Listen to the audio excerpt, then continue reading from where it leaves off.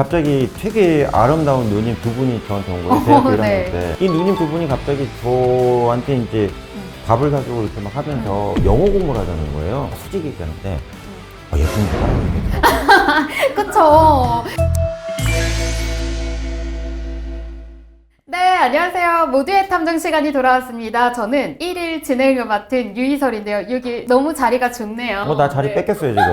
이번 시간에도 가톨릭대학교 염건령 교수님과 함께 할 건데요. 요즘 매체를 보면은 그 리플리 증후군이라는 그런 얘기가 좀 많이 나와요. 그래서 일반인 분들도 늘 심심치 않게 아시는 분들이 많더라고요. 그래서 리플리 증후군과 관련된 사건에 대해서 또 알아보도록 하겠습니다. 좀 전에 말씀드렸던 그 리플리 증후군. 네. 요새 용어 굉장히 많이 사용하잖아요. 많이 쓰죠. 네, 정확히 한 번 더 설명 부탁드려보도록 할게요. 그러니까 그 리플리 증후군도 그 어원에 대해서 이제 잘 모르시는 분들은 네. 그냥 리플리 하는데 네네네. 네. 알랑들롱이라고 해서 네. 지금으로 말하면 네. 거의 톰 크루즈 수준의 최고 네. 잘생긴 배우가 있었어요. 네. 프랑스 배우입니다. 이 알랑들롱이 세계적인 배우가 된 영화가 있어요. 그 태양은 가득히 이렇게 이제 되는 영화인데 원 제목은 이제 리플리예요. 내 이름은 리플리 이런 건데 네. 뭐냐면 귀족 집 가문의 아들이 네. 맞선을 가기 위해서 이제 배를 타고 가고 있었는데 갑자기 조난을 당해요. 네. 근데 젊은 어부가 네. 그 리플리라는 그 귀족 가문의 네. 아들을 이제 구하는 거예요. 네. 근데 이 사람이 이제 거의 죽어가니까 죽기 전에 내가 어디에서 어떤 여성을 만나서 맞선을 보고 결혼하기로 했는데 거기 가서 내가 죽었다고 좀 전해달라 이러고 죽어요.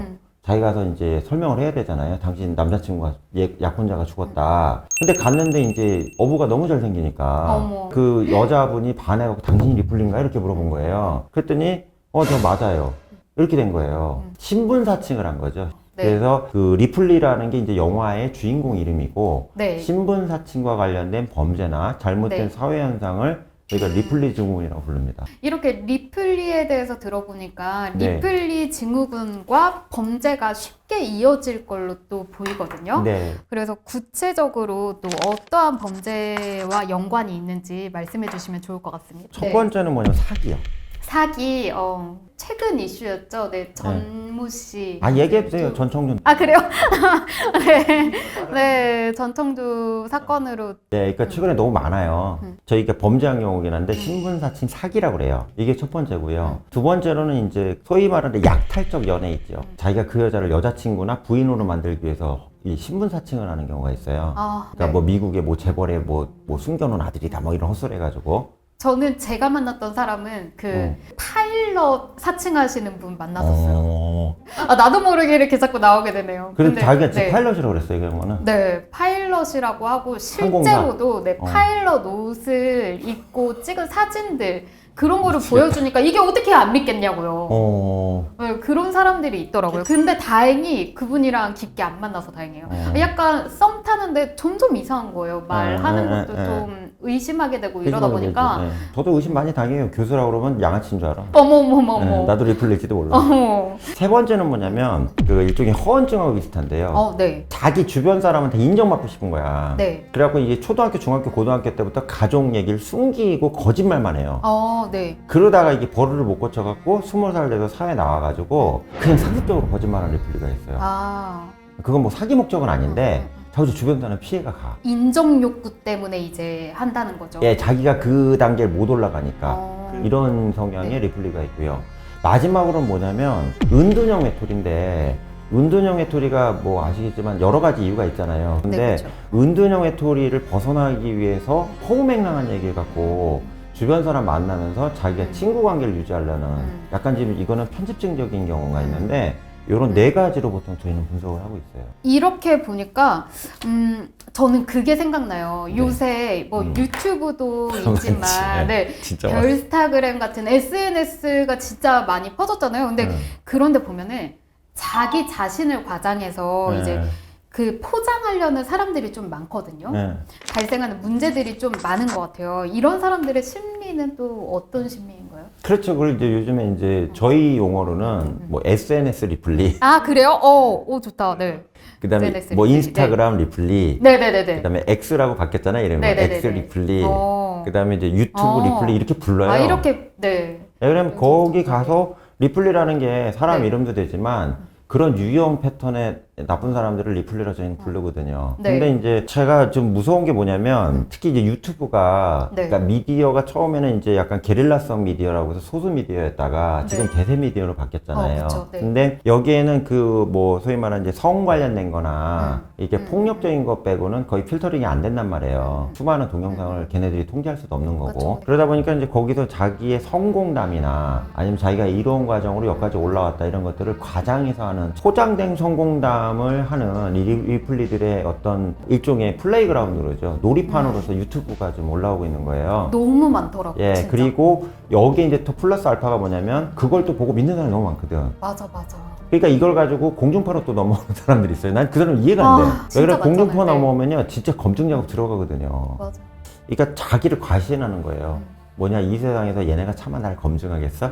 이렇게 내 포장을 했는데 제대 검증 못하게. 근데 최근에도 방송에 나왔다가 이 사람 그게 아니에요 그래갖고 방송에서 난리 난 케이스가 계속 있었잖아요. 그쵸. 그러니까 이 사람들이 자기가 이제 얘기한 걸 믿어버리는 거예요. 그러니까 리플리 증후군하고 속이는 거하고 차이점을 말씀드리면 속이는 건 맞는데 속이는 거 플러스 자기가 그걸 믿어요. 난 이런 사람이야.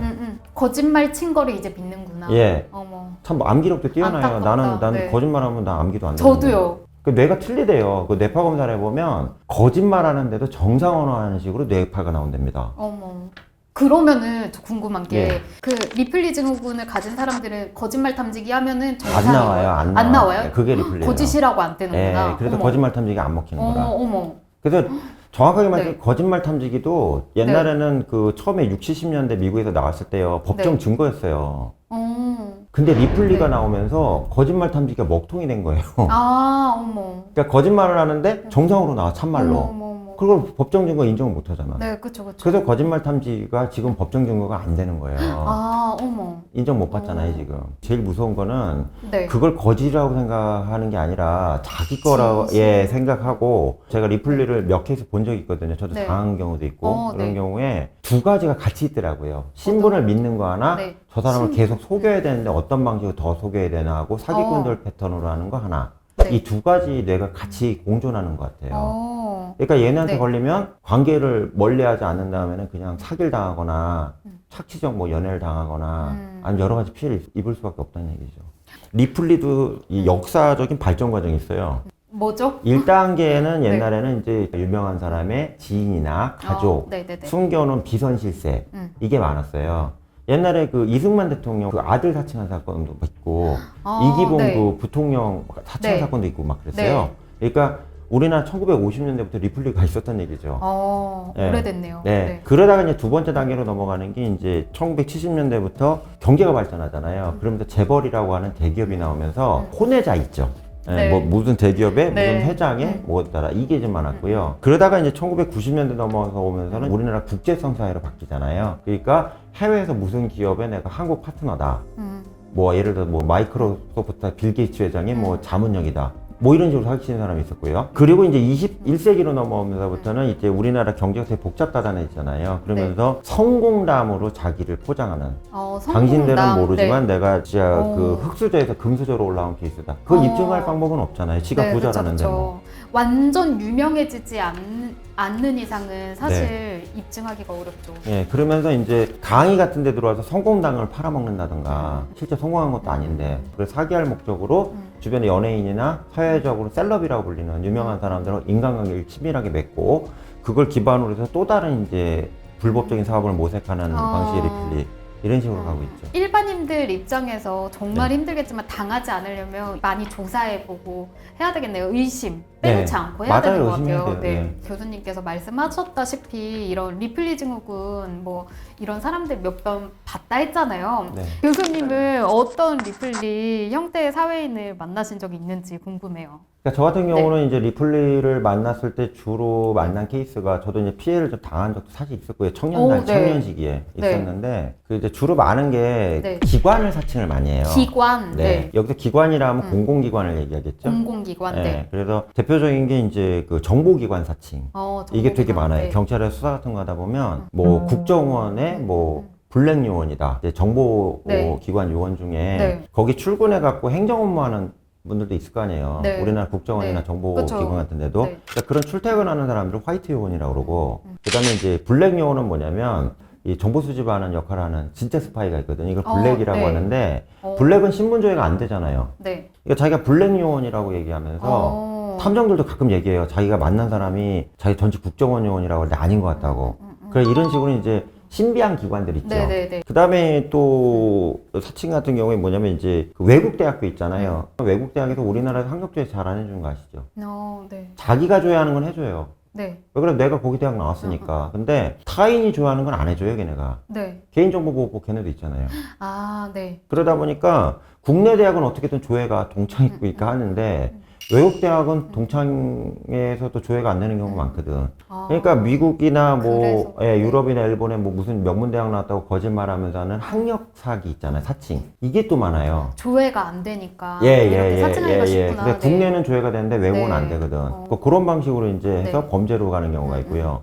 세 번째는 뭐냐면 이것도 네. 다 웃긴 건데 이번에 루나하고 테라 코인 사건 네네네. 권도영 하잖아요. 네. 권도영이 얘기할 때 네. 실제로 뭐 일부 기업에서는 근무한 거 맞아요. 인턴으로 근무한 거 맞는데 이 친구가 얘기한 게 뭐냐면 에이플에도 근무했고 네. 마이크로소프트에도 근무했고 네. 그 다음에 뭐 구글에서도 근무했고 어머. 그러니까 그런 식으로 해서 이제 외국에서 유명한 기업들 있잖아요. 직원 수십만 명 되는데 이런 데 들어가서 그것도 조회가 안 돼요. 요새 회사들은 이렇게 뭐 사내 시스템이 잘 발달이 되어 있어서 잘 구축을 해놨잖아요. 그래서 직원 조회하면 안 되나? 그거 다니는 직원이나 되지. 그래요? 그런데 뭐 근무했다 뭐 이런 식으로 신문 사칭해갖고 뭐 사기를 친다든가 권도영이 대표적인 케이스고요. 네. 그런 것들이 최근에 이제 많이 발생하고 있다는 얘기죠. 저 같은 경우는 주로 많이 본 게 외국계 기업 있잖아요. 외국계? 이게 세 가지예요. 외국계 네. 기업에서 근무한 경력. 네. 두 번째는 해외에 무슨 대학교 나왔는데 무슨 교수다 그러면서 사기치는 케이스. 네. 세 번째는 아까 말씀드린 것 같이 무슨 기관에 뭐 정보기관이나 네. 국가 주요기관 있잖아요. 네. 거기 뭐 비선으로 일하고 있다. 이런 케이스 많이 봤어요. 제가 또 듣기로 이런 케이스들도 있지만 사이비 종교로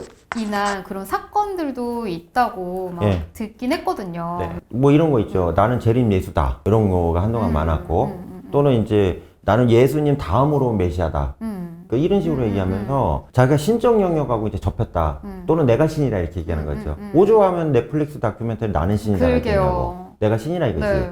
그래서 그것도 사실 리플레이예요. 어떻게 보면 그게 사실일 수도 있지만 전 사실이 아니라고 보거든요. 대부분이. 그 거기에 이제 종속이 돼버리면 저 사람 신으로 볼 수밖에 없잖아요. 거짓말인데 믿으니까. 고독한 사람들이 너무 많아요. 네. 우리나라가. 근데 종교라는 거, 그 특히 사이비 종교 같은 경우는 거기에 이제 몰입을 하면 거기 이미 들어가 있는 사람이 몇 명 있잖아요. 그 사람들 나오고 피도 안 섞이고 아무 관계도 안 돼 가족이 되거든. 근데 또 이 사람이 또 어떻게 해요? 되게 잘해주잖아요. 그러니까 밥도 챙겨주고 가사일도 챙겨주고 모든 일을 해결해 준단 말이에요. 그러니까 우리 엄마 아빠는 나한테 이렇게 안 했는데 내 형제들은 나 쥐어 뜯으려고 덤비기만 했는데 거기 갔더니 내가 인간 대우를 받는 거라. 아, 근데 거기 또 신이 계셔. 내가 하느님이요. 이런단 말이에요. 그러니까 거기 이제 그냥 종속이 되는 거죠. 그러니까 뭐냐면 사람이요. 누구나 그 믿고자 하는 대상이 있대. 여기 신의 영역도 있을 수 있지만 취미 있죠. 네. 취미도 전 믿는 거라고 봐요. 네. 그러니까 사실 제가 옛날에 우표 모으는 거 저희 때 지금 꼰대인데 우표 모으는 거 한동안 했었거든요. 네. 그게 나의 믿음인 거예요. 내가 이거 모음으로써 기분도 좋아지고 뭔가 해냈다 이런 게 있잖아요. 근데 종교적 리플레이를 믿게 되면 나는 천국 가고 잘 될 수 있잖아요. 그래서 그거에 대한 믿음을 이제 악용하는 거죠. 아, 그걸 악용하는구나. 그래서 제 사례를 말씀드리면 대학교 다닐 때인데 갑자기 되게 아름다운 누님 두 분이 저한테 온 거예요. 대학교 1학년 네. 때. 근데 그 누님 두 분이 오더니 저를 소개받았대요. 소개받았다고 그러면서 이 누님 두 분이 갑자기 저한테 이제 밥을 사주고 이렇게 막 하면서 영어 공부를 하자는 거예요. 영어 공부? 영어 읽기. 그래서 이제 커피를 사주길래 솔직히 얘기하는데 예쁘니까 그쵸. 이 눈에 보이는 게 크니까. 지금까지 인생에서 제일 이쁜 여자가 둘이었으니까. 둘이나 그것도. 그러고 이제 가서 커피를 먹는데 그때 제 농담하는 게 아니라 네. 주변에서 다 쳐다봤어요. 왜 저 진짜 이쁜 어깨 여자랑 으쓱해져. 저 시골에서 늑수를 상경한 것 같은 대학생이랑 앉아있지 막 이러고 있었거든. 근데 선생님은 인터넷 세대지만 저희 때는 없었거든요. 네네네. PC통신도 없을 때라 이때 이제 그 영어 이제 수업을 하러 갔는데 이게 서로 발표하는 걸 갔는데 네. 갔는데 한 7, 8명이 저를 이렇게 감싸는 거야. 네. 예쁜 누나들, 뭐 동기들, 남자애들 막 감싸가지고 제가 뭘 했는데 되게 잘한다고 막 박수치고 격려하는 거예요. 내 인생에서 가장 행복한 순간이었어요. 네. 이렇게 선한 자들이 나를 이렇게 칭찬을 해. 내가 이런 경우가 있었나 싶은 거예요. 그러고 이제 거기 이제 다니는데 6개월 지나니까 갑자기 이제 진짜로 영어를 제대로 공부하려면 성경을 읽어야 된대요. 영어 성경? 영어 네. 성경을 봐야지 진짜 영어를 할 줄 안대. 네. 그 영어 성경 읽기를 하다가 나중에 진짜 집회를 갔는데 네. 이게 사이비종 용어라. 어머. 그래갖고 전 빠져나왔는데 안타깝게도 제 친구는 거기 들어서 망가진 애가 있어요. 다행히 빠져나오셨네요. 예, 제 대학 동기에게 공무원도 못 가고 좀 네. 망가진 애가 하나 있는데 네네네네. 그때도 제가 정신 차리는데 좀 힘들더라고요. 왜 그러냐면 그쵸. 이 사람들이 나한테 지지하고 격려하고 거기다가 또 이제 거기 교주라는 사람이 자기가 신이라고 그러니까 나도 천국 관람 해야 되나? 이런 생각이 드는 거라. 그래서 저 안타깝지만 이런 사례가 좀 많아요, 우리나라에. 조심해야 되겠네요. 네. 이 리플리 증후군 선천적으로 타고나는 거예요? 아니면은 후천적으로 만들어지는 인격인가요? 근데 이게 두 가지 학설이 있어요.